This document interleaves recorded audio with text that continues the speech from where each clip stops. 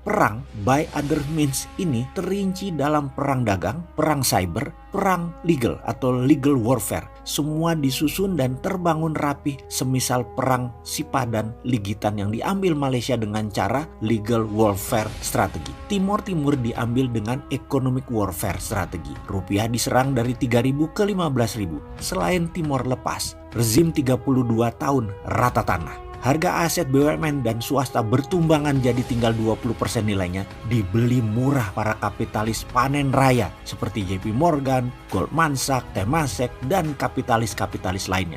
Harga aset tinggal 20%, banyak disapu oleh mereka, kemudian dijual di harga normal kurang dari 5 tahun kemudian. Triliunan aset mereka bertumbuh hanya dalam waktu kurang dari 5 tahun. Mereka berdua adalah sedikit dari orang yang mendapatkan manfaat dari serangan economic warfare yang dimanfaatkan sebagai peluang memperoleh kemakmuran dari sebuah kebodohan rezim. Bisakah ini terjadi kembali? Banyak yang merindukan peluang ini. Saat ini lain karena swasta tidak terlalu bermain, hanya BUMN. Inilah masa harga BUMN menjadi genting. Nation interest negara besar itu tidak terbaca, tidak memahami dalamnya setiap niat mereka, tidak mengerti membaca langkah catur negara besar tersebut. Seperti pemerintahan Cina yang mendukung ekonomi Indonesia namun juga tetap menyuplai narkoba, dibanjiri di Indonesia. 90% narkoba itu dari Cina.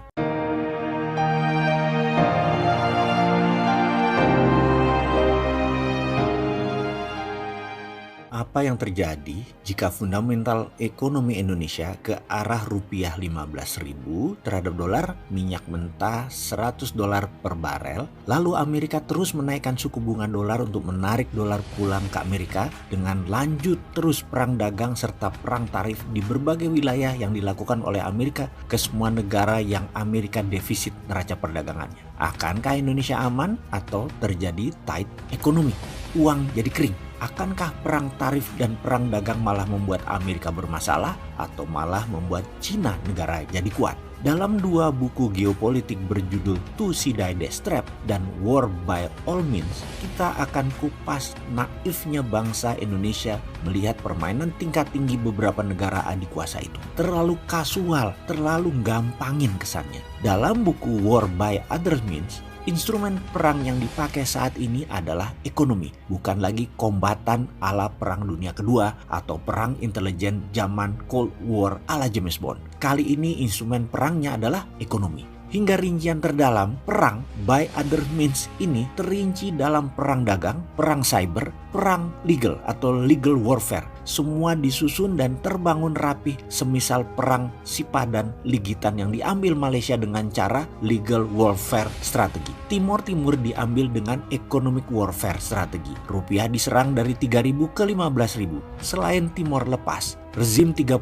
tahun rata tanah. Harga aset BUMN dan swasta bertumbangan jadi tinggal 20% nilainya, dibeli murah para kapitalis panen raya seperti JP Morgan, Goldman Sachs, Temasek, dan kapitalis-kapitalis lainnya. Pengalaman pengusaha Indonesia seperti Pak Rosan dan Pak Sandi kala itu di tahun 98, mereka juga panen akbar. Harga aset tinggal 20%, banyak disapu oleh mereka, kemudian dijual di harga normal kurang dari 5 tahun kemudian. Triliunan aset mereka bertumbuh hanya dalam waktu kurang dari 5 tahun. Mereka berdua adalah sedikit dari orang yang mendapatkan manfaat dari serangan economic warfare yang dimanfaatkan sebagai peluang memperoleh kemakmuran dari sebuah kebodohan rezim. Bisakah ini terjadi kembali? Banyak yang merindukan peluang ini. Saat ini lain karena swasta tidak terlalu bermain, hanya BUMN. Inilah masa harga BUMN menjadi genting. Percayakah bahwa ada tsunami kecil ketika economic hitman menyerang lagi, maka BUMN yang akan kolaps? Siapa yang mengambil peluang?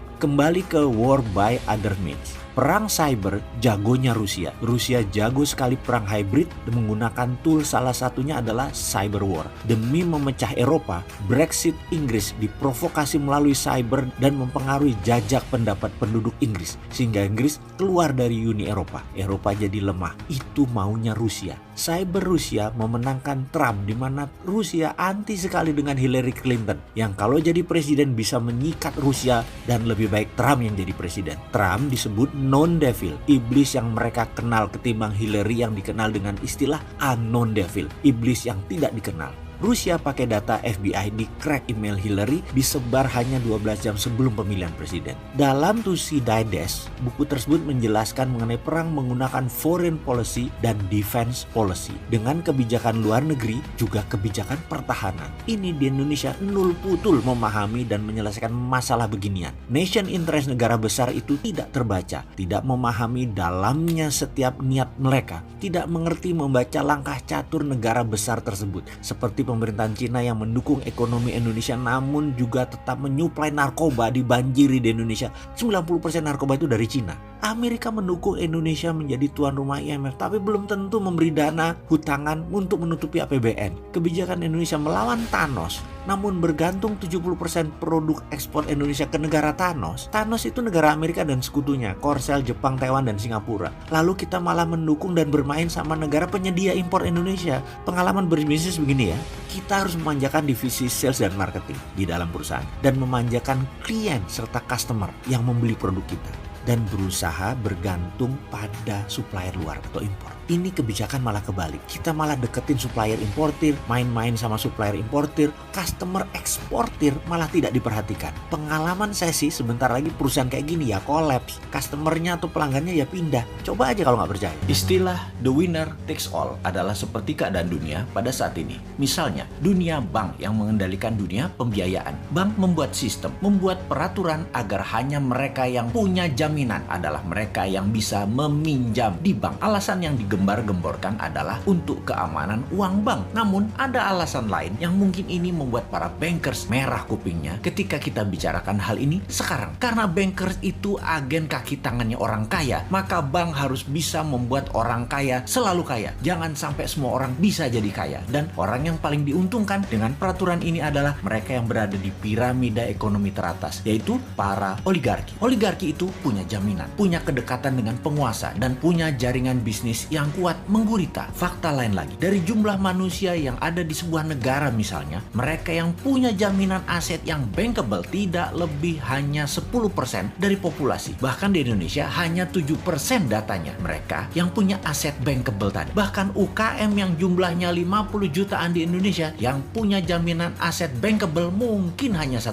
Jadi mereka dibiarkan tidak bisa pinjam di bank. Sungguh, bagi pengusaha, solusi pendanaan yang paling diimpikan banyak pengusaha adalah soft loan dari bank dan IPO. Tapi ini bukan buat UKM diciptakannya. Keduanya punya cara masuk yang tidak gampang atau difficult to entry atau entry barrier-nya besar dan sulit. Jadi istilah besar dan sulit ini ya bagi UKM tentunya. Tetapi semua ini memang kendala klasik, kendala sistemik yang diciptakan negara globalis dan pemahaman asing ke semua negara yang tidak berdaulat. Kita harus melihat ini semua sebagai peluang yang harus kita ambil. Semua ini sependapat kita dengan pandangan OJK yang pro UKM. Sungguh, kita melihat ini sebagai perjuangan nasionalisme. Perjuangan kita ini adalah mencari sila kelima yang hilang dari Pancasila. Sahabat, bagi Anda yang memerlukan pendanaan, yuk bergabung dengan syarat yang gampang. Kirim daftar singkat ke WA ini, yaitu 0811 9321 820. Sekali lagi, 0811 9321 820. Apa yang dikirim? 1.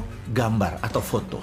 2. Omset 2 tahun sebelumnya, yaitu misalnya tahun 2020 dan tahun 2021, yaitu tahun berjalan. Perkiraan dana yang dibutuhkan berapa? Perkiraan saham yang akan dilepas ke umum berapa?